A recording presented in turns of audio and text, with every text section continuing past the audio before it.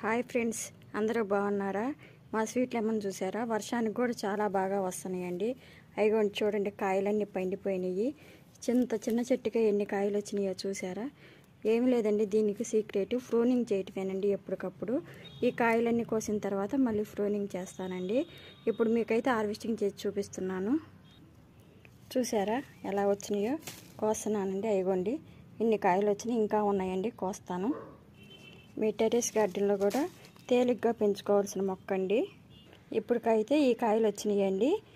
కాయలు కోసా కదండి, ఈ రెడీ అవుతాయండి. చూడండి ఎంత బాగున్నాయో.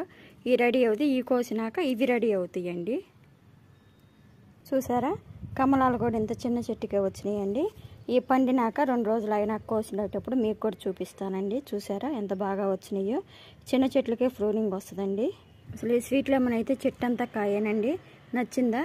ఇంకెందుకు ఆలస్యం, మన ఛానల్ని సబ్స్క్రైబ్ చేసుకోండి.